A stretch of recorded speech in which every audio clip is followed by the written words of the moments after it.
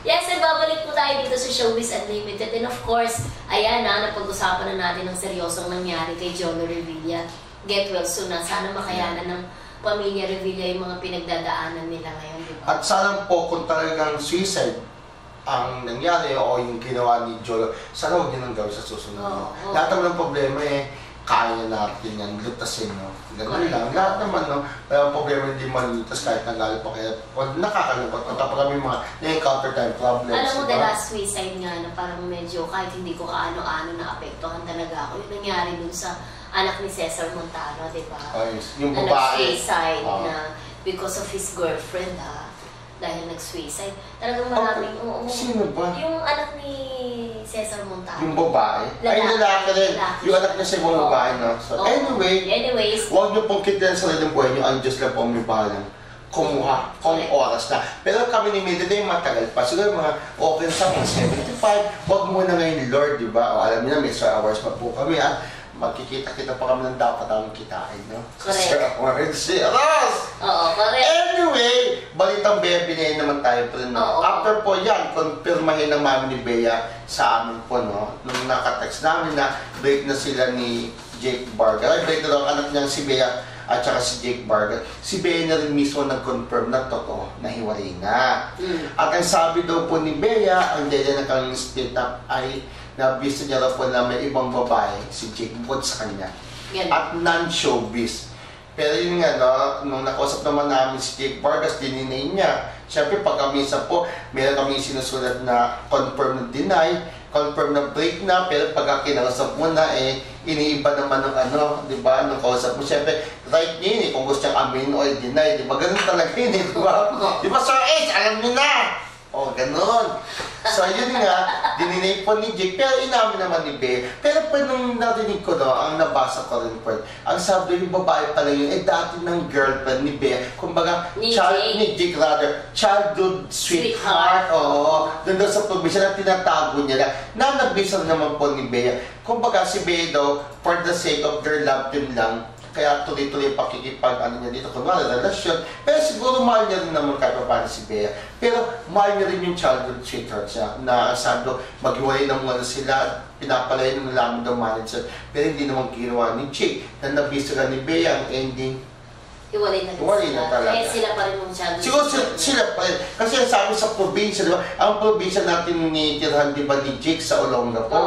So yun yung kababata niya, ang girlfriend. Yun nga sa bata pa naman sila parehas, no? Okay, si Bea, lalo na huwag na muna makipagrelasyon at the young age of 17. Correct. Huwag muna, focus muna sa karat, di ba?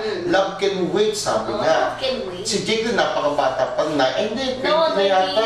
22 na yata siya. 22 na, medyo litlitan lang. Pero maganda yung mukha, no? Pero sabi ko nga papi-papi love lang sa part niya ni Bea. So after Bea, di ba? After Bea, sabi ko, nagagaya ako kay Maha Salvador. Oo, si Maha Salvador. Kasi sabi mo, dumano tayo, di ba? Parang hindi ko maintindihan kasi nung nanood ka nung ASAP 20th anniversary, sabi mo, after their production numbers, nagkanya-kanya na. Nagkanya-kanya na, no? Parang contradicting ito naman sa sinasabi ni Maha Salvador. Na bumabalik na daw ang kanilang friendship at super okay na silang dalawa ni Kim Chiu, sabi niya. Sa rating nga daw ng 10, being the highest, saan sila, saan yung friendship nila ngayon? Sabi niya, 8, mataas pa din yun. Kasi nga, 8, hindi 10, dahil wala pa rin silang masyadong communication dahil pareho silang busy. Pero nung nung wala pa sa buhay niya si Gerald na ex ni Kim, super close talaga super close naman sila kahit naman pareho silang busy, di ba? Ay, at the same time kasi magkasama sila sa ama, ina, kapatid, anak. Marami rin silang mga projects together. At sa mga hindi po nakakaalam kung saan po nang gagaling si Kim Chiu, bakit ilang taon din niyang hindi kinibo si Maha Salvador. Dahil po si Maha Salvador ang saksi naman sa pagmamahalan nila ni Gerald Anderson na nang mag-break si Gerald at saka si Kim Chiu, dahil itong si Gerald ay niligawan naman si Bea Alonzo. Doon siya umiiyak sa kanyang kaibigan at pinapayo May mga sa kanya, wala mang kwentang lalaki. Wag ko na niya. Sabi. Tapos yung palang payo mo, ikaw naman pala mismo makikipagrelasyon. Parang pinayon mo ako ng gano'n, yung pala type mo rin. Sabi mo, walang kwentang lalaki yan. Tapos biglang Salvador at Gerald Anderson. Kumbaga, parang nawi-weirdan lang si Kim Chiu. Kaya naman sa mga interviews niya, may pangapasarin siya kay Maha, di ba? Pero maintindihan naman po natin siya. Oo, pinanggagalingan ni Kim. Pero yun nga, wala na siyang pagmamahal, tayo namang in love na siya kay Cindy, di ba? Pero yun nga po, yung friendship nila nasira dahil lang sa isang lalaki. Sana nga, hindi na nagganon si Ma, nagbigay-bigay ng payo, sa kanya nagko-confide ng mga problema tungkol sa love life si Kim. Tapos ang ending, yung palang best friend niya, yung magiging karelasyon ng ex niya, di ba? Type niya pala, siya naman, si Gerald, malaki, ang katawan, gwapo, matangkad. Ano pa ba hanapin kasi nila? Pero siyempre, di ba? Mabait naman si Gerald. Oo. So, yun ang sinasabi kay Maha Salvador. At tinanong siya ni Tito Boy, Kuya Romel, kung anong nangyari daw ba na naging sina ni Gerald. Naramdaman ba niya na kailangan niyang humingi ng tawad? Okay.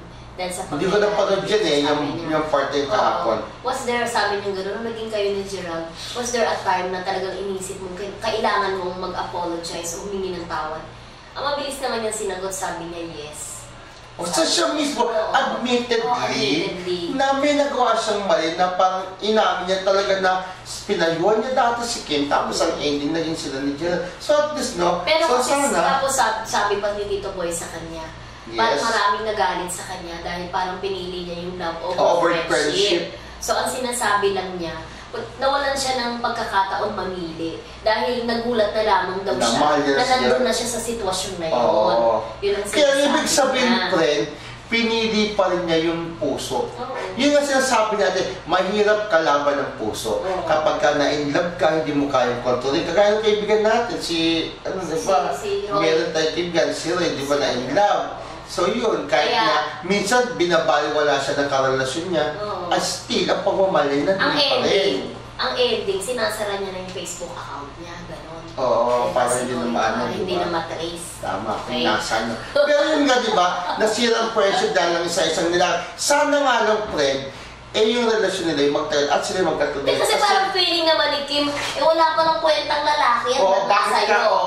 Pero yun nga. Bakit yung advice mo sa akin, hindi mo in-advise sa sarili mo? So yun nga, sana mapatunayan ng taga ni Mana worth fighting talaga si Gerald. Talagang nakipaglaban siya dito na sila friendship. Kung baka hindi nakipaglaban ka, mas pinili nga niya over yung friendship nila ni Kim. Sana nga magtagal siya kasi pag tagal-tagal, baka naman sabi, yan, sila friendship natin dahil Kim. Kasi parang kinain naman ni Mana kasi sinabi niya na gano'n, di ba, na walang kwentang lalaki si Gerald. Tapos eto, siyempre nga, gaya ng sabo, mahirap kalaban ng puso. Pag nagmahal ka talaga. Kung pwede nga lang, ibibigay muna natin, no? Yes. Anyways, magko-commercial po muna kami. Pagbabalik po namin, may mga showbiz chika pa po kami. At ang aming blind item. Yan po ay sa pagbabalik ng Showbiz Unlimited.